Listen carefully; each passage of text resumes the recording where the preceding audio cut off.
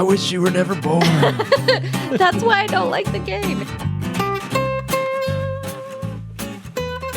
Welcome to Cardboard and Wine, episode 11. I'm Mamie. And I'm Josh. Grab a glass, pull up a chair, and let's talk about some games. Today on the show, we waited for episode number 11 so we could discuss the board game number 9. We are clearly poor planners.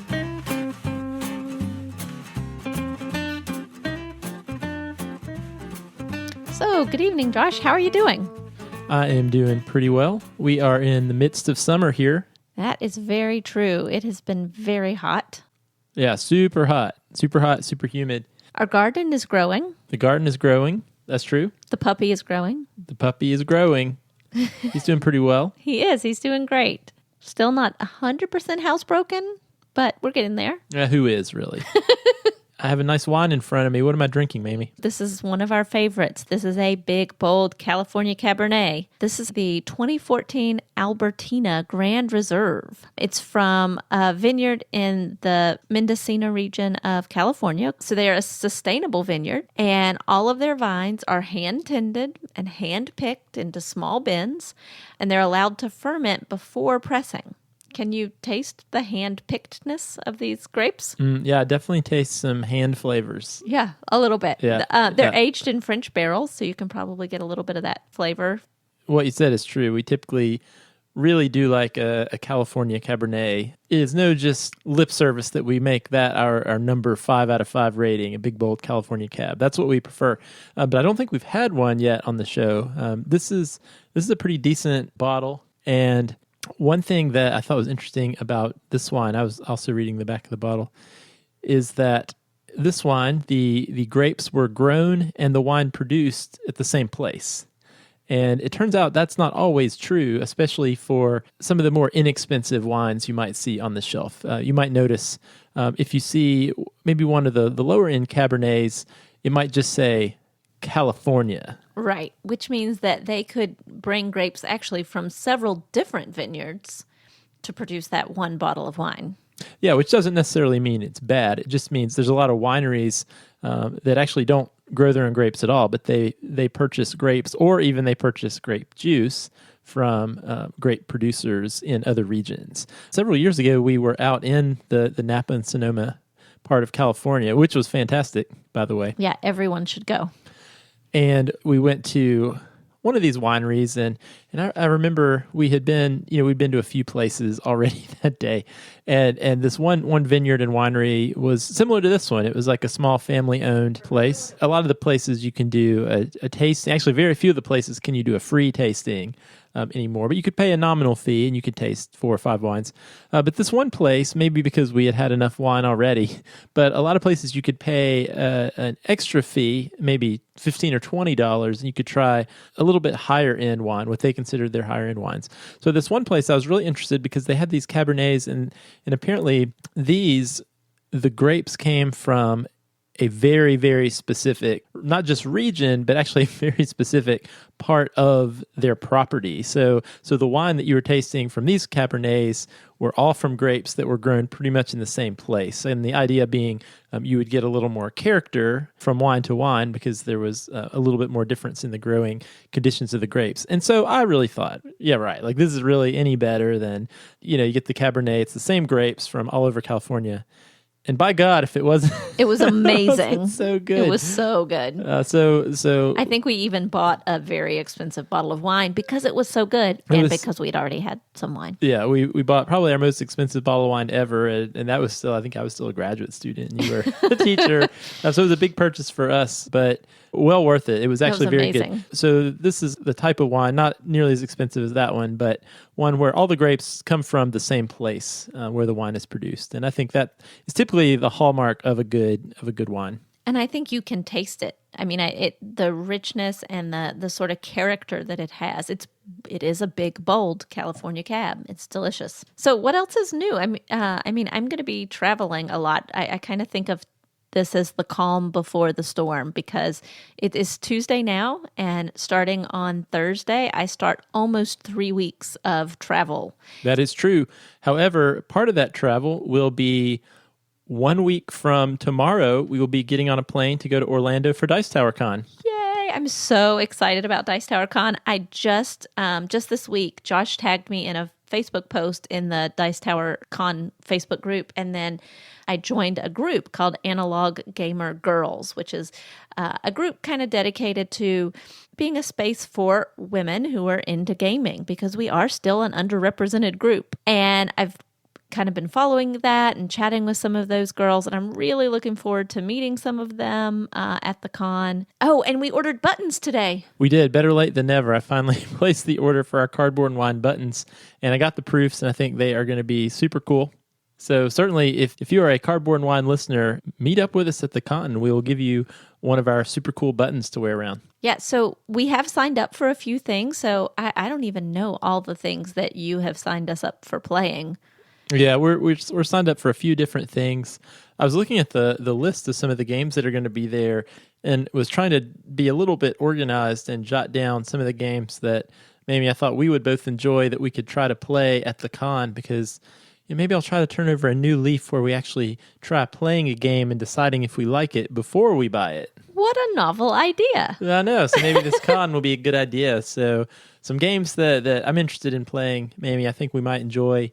Spirit Island. Yeah, I've had my eye on that one. Yeah, I mean, I know we like games like Pandemic, but kind of looking for kind of a different cooperative experience. That one looks super fun, although I really am looking for someone to teach us that game. So if you're out there and you know how to play Spirit Island, we would love for you to show us the ropes. And also Reef, Mamie, this one's from the maker of Azul. Oh, I do love Azul. Yeah, so does it have sharks? No sharks. Okay, good. No sharks, yeah. You're actually building a coral reef. Oh, nice. Yeah. And then maybe we talked about it before. Century Eastern Wonders is out now, and I hear there's going to be at least a copy or two of that. And then there's a couple of games. These are not new games, but a few old games that I would really like to try before I buy. There's a couple from the GIPF series of these 2-player abstract games, and they all have funny names. And one is Yinch. Yinch? Yeah, and the other is GIPF, which is actually what the whole series of these abstract games. And I thought it'd be cool to try those out. We are always looking for good 2-player games. We are, and I'm sure there will be no line for these games because they're very old. But I thought, maybe if we've got some downtime, we can see if we like those. And we're signed up for a game of Cosmic Encounter, which is a game that's been out for quite some time, for decades, but we have never had a chance to play. So we're signed up to play a game of that. So that should be fun. Also, a few announcements. First, we have a new iTunes review. Ooh, a new review? Yeah, a new review. So clearly I refresh iTunes every 5 minutes. So I've enjoyed getting our second iTunes review. Frees up a lot of time in my schedule. Keep them coming, guys. Yeah, so this one was from actually Andrew in Raleigh. Oh, is this a person we know? I don't think so. I don't know. Oh, awesome. We should get to know Andrew in Raleigh. If he's in Raleigh. Yeah, we should play a game together. So Andrew said, great gaming podcast. I took a solo road trip from Raleigh, North Carolina to St. Louis, Missouri, and catching up on this podcast was great company for several hundred miles. It's a charming format, and I really love the wine game rating scale. And I learned about some great games that I hadn't heard of. Looking forward to future episodes. Very nice. Andrew, hit us up. Let's play a game together. Yeah, let's play some games. I didn't know we had enough to make it from here to Missouri. Well, he said several hundred miles. I'm trying to think. We're at probably average of 35 minutes, 10 episodes. That's 350 minutes. Wow, that's yeah, we're trucking right along. That'll get you pretty far. Yeah. Also, Mamie, I wanted to mention we are on Patreon. So we are certainly still a new show, but if you are interested in supporting the show, you can visit patreon.com/cardboardandwine, or you can click the Become a Patron button on our website. And if you do so to say thank you for your support, we will send you one of these fancy buttons. Nice. All right, Mamie, what have we been playing this week? Well, we've done a decent amount of gaming since we last recorded. We've been playing Downforce several times. I've been having a lot of fun with that one. It's a lot of fun. I do think we need to get the kids in on it, but we'll work on that. Yeah, I think Downforce has quickly become my new go-to warm-up game for game night because it's kind of a fun game, and the theme. I think the theme's kind of neat, the racing theme. Yeah, when you first got it out, I wasn't sure, but what I was going to think of a racing game, but it's really fun, and it's great for that 15-20 minutes while you're waiting for the person who's running late, because there's always somebody to arrive. Yeah, and it's kind of a beautiful game. It's very well done. think with the board looks nice and the little cars. We need to try flipping it over and playing the other side of the board. Yeah, we really should. Also, we got in a couple plays of Keyflower. Mamie, what did you think of Keyflower? I liked it. It was the kind of game that I know you love. I like that it's kind of a complex game, but that it goes by pretty quickly. Yeah, I mean, we have played actually the extremes. We played a 5-player game on our weekly game night, and that was a little bit under 2 hours, even though most of the people, I think 3 of the 5 folks, had not played it at all. It was their first play. And then, Mamie, when you and I played a 2-player game, we played it in under 1 hour. So, yeah. I think you're right. It's a surprisingly deep game for the amount of time that it takes. I really like the bidding mechanic with those different colored meeples that are hidden. You don't know how many different colored meeples your opponents have, and the tiles you can take and bring into your town are dependent on having the most of these meeples. And it's just, I don't know, that's just a really unique mechanism that I haven't seen in any other game. I thought it was kind of cool. Yeah, it's really fun. And the fact that you can play not only on your own tiles, but you can also play on other players' tiles, but that means sacrificing a meeple. I really enjoy it. I mean, I think it's like some of those deeper games, like I believe you guys played Agricola on the week that I wasn't here, but a lot more fun. No, we did. We had, I will say that's probably the most fun gaming experience I had over the last week or so. You and the kids were actually out of town, and so when the wife's away, you play. Husband's going to have a crazy night of inviting some friends over for a 5-player game of Agricola. and I am glad that you found people to play with you. Yeah, I got to say, I love that game so much. It is probably the one game that we disagree on the most. Oh, and I haven't played this game. It's been a little bit of time since I played it because it's not your favorite game. So we don't get it to the table that often. But so we have the old original Z-Man edition of the game that came out like 10 years ago or something. So it has all these cards. I think it's got like over 300 cards, and we just shuffled them all together and dealt them out. And so maybe these cards add so much variety to the game and to what you can do. And actually, this is my theory is that a big reason you don't like the game is in the early days when we first played this game, we were much newer gamers at the time too. And I would say at that time, Agricola was probably the most complex game that we owned at that time. Maybe. I think the reason I don't like it is that it's hard to feed your family when you're a farmer. Well, so hear me out. So because of that, we played, there's the family version of the game in the rules where you play without the cards. And so we didn't use any cards. But what I've noticed is really all of those cards break the rules in your favor, and they make certain things easier. In fact, a lot of the cards give you alternate ways to get food. That probably would be helpful. And so I found it much easier to feed my family playing with the cards than without the cards.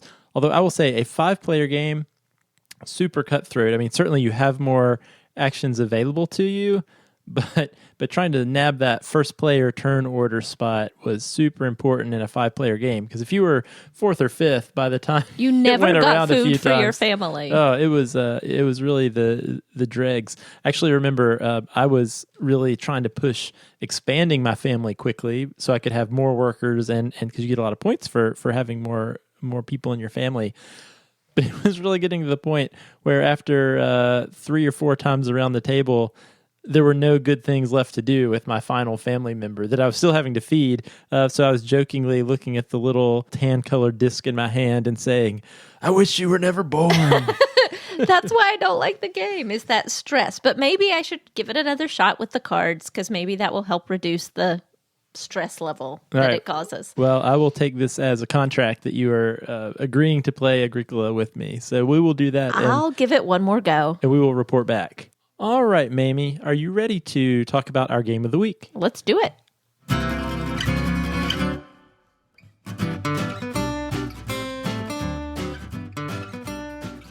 Number 9 is an abstract puzzle game from 2017 where players attempt to build multi-level structures made up of uniquely shaped tiles numbered 0 to 9.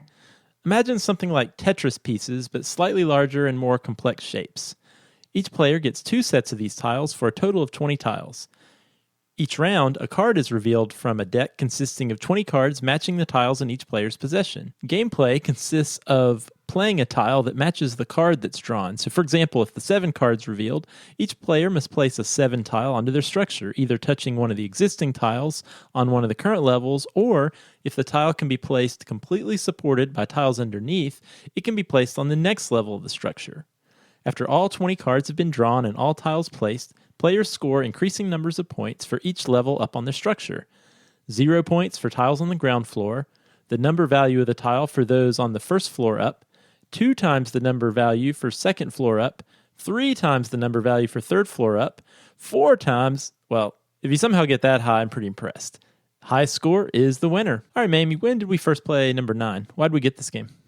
So we first learned about number 9 because of our friend Dave. One of the games he brought over when they came over to play was number 9. And we broke it out and it was so much fun. I mean, it was a simple game, but immediately we were like, okay, let's order this one. Yeah, I think our game collection has grown quite a bit over the last few years. That's an understatement. Why are you laughing so hard? Because we keep buying more. More IKEA shelves. But we have almost run out of room for IKEA shelves. But I think more and more I have tried to be on the lookout for games that are completely different from games we already have when thinking about what we're going to add to our collection. And when we first played number 9, it was exactly that type of game. I mean, wouldn't you say it was unlike anything else we have? Yeah, I mean, I don't think we have any other games that we would call puzzle games. And it's very, very unique. Just the look of it on the table with the different tiles that are the shape of the numbers cut out was just really cool. And then once you start playing and you realize the complexity of the placement, you're like, oh, this is really fun. Yeah, so what do you think about the components of this game? Well, I mean, they're very simple. It's just those tiles that are shaped like the numbers. And then there's one deck of cards that you flip to decide the order of the numbers. And really, that's it, except for the awesome insert in the box, which I think you and I disagree on a little bit. But the box insert is cut so that all the numbers fit perfectly in their little spots. And yes, it probably takes up more room than is needed. You could probably just throw all the numbers in a Ziploc bag, but I really love how they all fit in that insert. Yeah, I mean, I'm pretty sure this whole game could fit in a quart-size Ziploc bag, not even a gallon size. But instead, it's in a fairly decent-sized box. But you are right. The pieces, everything has a home, and they do fit nicely within the insert. So I like that. I mean, and the tiles are a nice quality, and they're all different colors that are very distinct. Yeah, no, I agree. I think and the tiles, shape of them, yeah, they're the tiles just look really great. cool. Yeah, very easy to tell which tile is which because they're very distinctive. And then there's that deck of cards. I'll just go ahead and give my obligatory. It could have been a deck of normal size cards instead of mini cards, but I'll give it a pass because They're not tiny mini cards. Well, they're not. Well, I mean, it's not a big thing, but I just always wonder, like, why not just make them? If you're going to have a box that's 10 times bigger than it needs to be, why not put the normal size cards in there? I didn't even notice the size of the deck of cards. Yeah, I always notice. But that's my problem. Size that's matters, apparently. Well, when it's cards. It's these big hands. It's not long, spindly fingers, I guess. So let's talk about the gameplay of number 9. Yeah, well, I mean, the most important thing about gameplay is the placement of those tiles and the placement of the numbers. I mean, as you mentioned, you have to make sure that they are touching a currently placed number. And then as you start to build to the second level and third level, and yeah, if you're lucky, the fourth level, I don't know that anyone ever gets above a fourth level. I can't imagine. Have I even seen fourth level? Have we even had I got a fourth level the first time we ever played, but Yeah, just that's pretty one. good. You know, you have to, the same rules apply. It has to be touching, but it also on the upper level has to be fully supported. And it doesn't sound that hard, but when you see the way the different tiles are cut to be shaped like the numbers, it becomes really, really tricky. But it's a super fun kind of tricky. Yeah, and one thing that's interesting about the game, because on one hand you could say, well, it seems like something this straightforward, it could get pretty stale. I mean, it's the same, everyone has the same 20 tiles, and it's the same 20 cards, and you play till you place them all. So maybe that would get repetitive over time. But the order in which you place the numbers is different every time because it's completely based on the flipping of these cards, and they're going to come out in different ways from game to game. I will say that one thing initially when this game was described to me, because again, if you can imagine, you're playing a 4-player game of this. Everyone has the same set of 20 tiles, 2 sets of 0 through 9, and there's the one deck of cards, and so you flip over the 7, everybody puts the 7 tile down. You flip over the 2, everybody puts the 2 next to their 7 somewhere. So my first thought was, well, what's going to just keep everybody from looking at what everybody else is doing and doing the same thing? But that is really not an issue at all, because you deviate very quickly from what other people are doing, and that's not a concern at all. Yeah, I think that was mentioned. Since then, we've taught this game a couple of times, and I think both times the people made a joke, well, I'm just going to do what you did.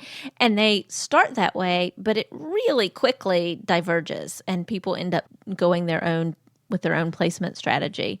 And like you mentioned, I think what cards you flip really changed the game. I mean, I know in one game we got all the high numbers early, and so our scores were much lower. But the fact that everybody's placing the same thing kind of equalizes it. Yeah, and they're lower because as we mentioned in the overview, you're going to start out placing tiles just directly on the table, on the ground floor, and those score no points. So you're trying to balance between putting together a really nice base that will support tiles later on, but you don't want to wait too late to go up to the next level because you're not scoring any points until you go up to the next level. And so I think that is one of the more interesting decision points of this game, is when you go to the next level. And I will actually say the tagline on the box of number 9 is, take it to the next level. Yeah, I mean, that's important. That's key. And it's really trickier than it sounds. The other thing I'll say is this game would be easy to play solo, because you really could just take your own set of tiles and flip the cards over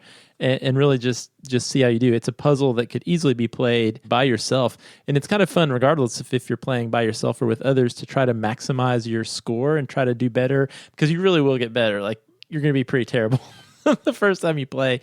However, like you mentioned, Mamie, that max score really is heavily dependent on the order the cards come out. Have you been practicing and playing by yourself? I have not played by myself, okay. And I'm also not very good at this game, which I'll talk about in just a minute.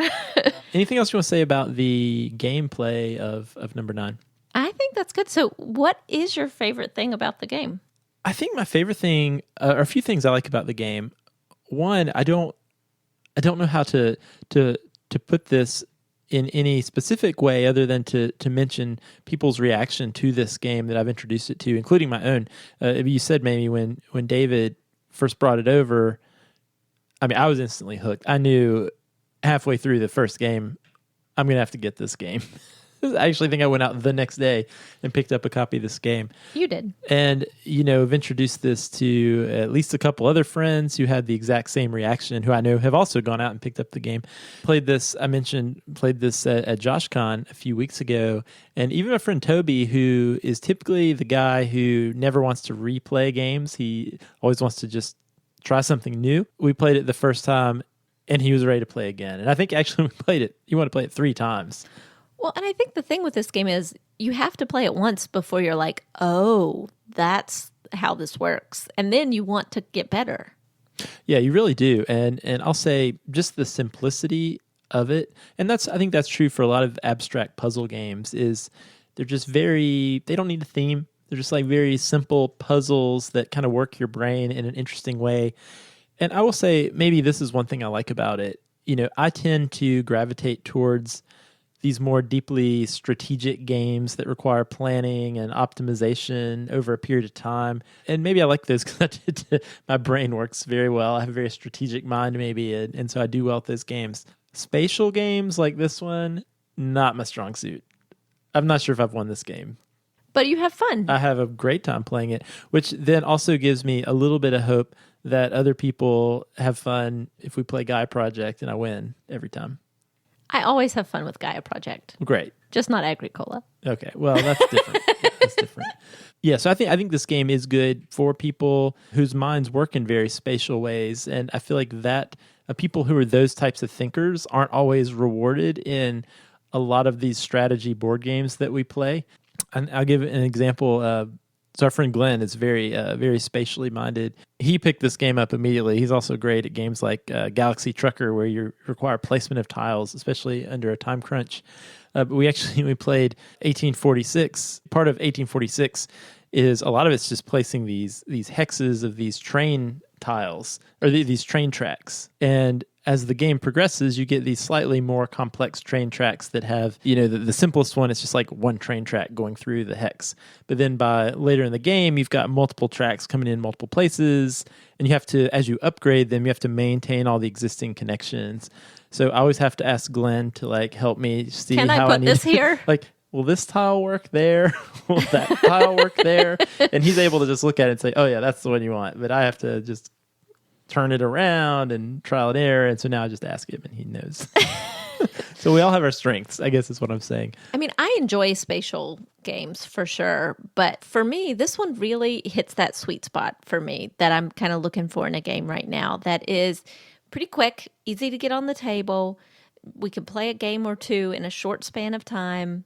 But they're complex. They still get my brain going, and they are, make me think and make me strategize. Although it's kind of hard to strategize in this because you don't know what numbers are going to come up. But it's thought provoking, but it's not exhausting. I think I don't have time for the exhausting games right now, and so this really hits the spot. Yeah, I think that sort of, not to go off topic a little bit, but I think that's one thing that's kind of fun about board games, specifically as a hobby, as something to do for fun, is I think it is really great to be doing something for recreation that also is giving your brain, keeping your brain active. I think that's kind of fun. Definitely. And don't get me wrong, I like a heavier game. I'm actually looking forward to having a little bit of more brain space at the con so we can get in a few heavier games. But on a weeknight, this is awesome. So Mamie, what do you not like about number 9? Anything? So right now, there's nothing I don't like. There's nothing off the bat that I'm like, oh, like, I know you don't like the little cards, but there's nothing. The only thing I can think of is that it's possible we'll get tired of it. I mean, there's not really a way to differentiate and change up the game beyond sort of what it is now. And I think if we played it a lot, we would probably get bored with it. It's not the only game I would want to play for the rest of my life. It's definitely not that, but there's nothing about it that I really don't like. Yeah, I totally agree with that. It's a fun one to pull out once in a while. And I think we've sort of gravitated to, we pull it out if certain friends are over and we need something quick or some newer to gaming. We certainly have not played it as much, just the two of us lately. I don't think we've played it at all, just the two of us. I think we did right when we got it, maybe. But, as far as the game getting stale and not a lot of variety, just this weekend, Mamie, you were out and my friend Curtis was over, and Curtis had the idea that we could try to mix it up, because one thing we should mention too, there's a 0. There is a 0 tile, and as we mentioned, all of the scoring has to do with multiplying the number represented by the tile by 1, 2, 3, depending on how so high the 0 is worthless. 0 is always 0. And so Curtis had the idea, how about we play, if you get the 0 on the third level, it's worth 10 points. Ooh. And that would mix it up. Yeah, but then both 0 cards came out like in the first third of the Which deck. is great. So you want the 0 to come out early. So there was really no way we could do that. But I thought, there are little house rules That's you could true. probably put in there, little variants to just make it. You could kind of mix up what interesting. numbers you have instead of having 2 of every number. Actually, you know what? I should post that variant on Board Game Geek. Maybe people would enjoy that. Good idea. Yeah. What about you? What, other than the small cards, what do you not like? I can't really add anything beyond what you said. We normally talk about the theme of the game. There's not really a theme. There's not a It's theme. numbers. But an abstract puzzle game, I don't think you really expect a theme. I do think it's weird. This is probably a little bit off topic and not theme. But why do you think number is spelled the way it is in the title of the game? I don't know. That's a great question. The name of the game I guess is we should mention that. Nmbr. There are no vowels. I don't know. That's a great question. To be cool, be different. Maybe. I don't It's know. weird. I'm an English teacher. It bothers me a little. It does make it hard to search for, I will say. So Cannot if you're find it. looking for it, it's Nmbr 9. Not number, but Nmbr. And yes, if you are listening 9. to this podcast right now, which how else would you be hearing what I'm saying? you will see it spelled out in the title. But the game looks super cool on the table. So it's definitely... It's a great game, even though pretty neat. Has a spelling error. All right, so who would like this game? When would we break this one out?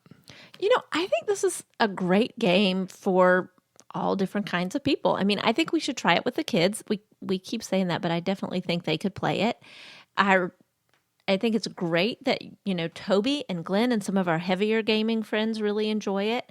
But we've also introduced it to friends that are not into such heavy games. People that are a little bit more casual gamers, because it is accessible. I mean, the rules are really simple at face value. I think this is a game that pretty much everybody would enjoy. Yeah, I mean, you can explain this game in a minute. Right. Really. And actually, one thing that I plan on doing is instituting a weekly board game time over the lunch hour, maybe on Friday afternoons at work. Because our friend Jeff that we've talked about, who's part of our game group, is one of my coworkers. And so we've talked about, doing a Friday lunchtime gaming hour. And I think this would be a perfect game for something like that. And actually, he has a copy too. And one thing we should mention is if you have 2 copies of the game, you have enough tiles. You still just need the 1 deck of cards, but you could easily play up to 8 players if you had just 2 copies of the game. So you really could get a big group going playing number 9 together. I mean, you could play 16 players if you had 4 copies of the game. You could play 20 players if that you had 5 copies of the game. You could play 40 players if you had 10 copies of the game. That would be so fun. My school has a board gaming club that I have not been part of for some reason, but I probably should maybe do that with all my spare time. That would be really fun to play a big game with a whole bunch of people. Yeah, that'd be super fun. So that's definitely something that I want to try. So, all right, Mamie, we have spent more time talking about number 9 than it takes to play a game of number 9. Definitely. So why don't we give our final thoughts and rating? So quickly, our rating scale is a 1 to 5 scale based on wine. So a 1 would be an empty bottle of wine, sad and disappointing, ready to be thrown away. Or recycled. Even better.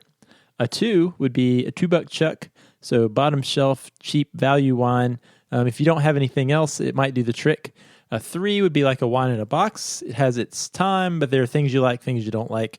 4 would be like a nice quality Zinfandel, easy to enjoy regularly. You poured a glass, something you would look forward to enjoying some more. And then 5 would be just like this 2014, a big, bold California cab that is only going to get better with age. So, Mamie, where does number 9 fall for you?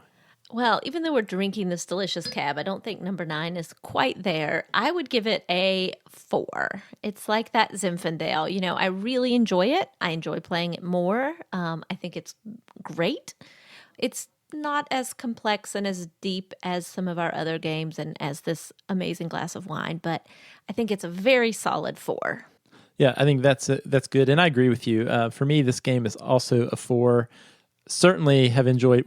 I think this is the game we've played the most in the last 30 days, and still having a lot of fun with it. And like I said, I knew I was going to purchase this game immediately after playing 1 round. You just want to play it again.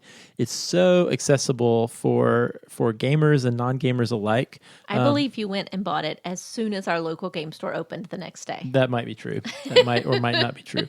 But I just love that. I love to have that game. People talk a lot about gateway games, or what's a game you can play with non-gamers to get them excited about gaming.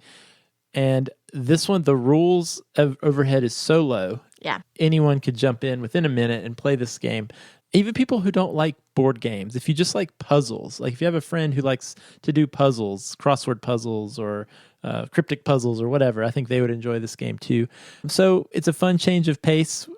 Even though the scoring is certainly highly dependent on how the cards come out, I've had a good time seeing how my own score improves over time, and it's a 10-minute game. So for all those reasons, I agree with you, Mamie. This is a 4 out of 5 for me. Awesome. All right. Thank you guys so much for listening to Cardboard and Wine.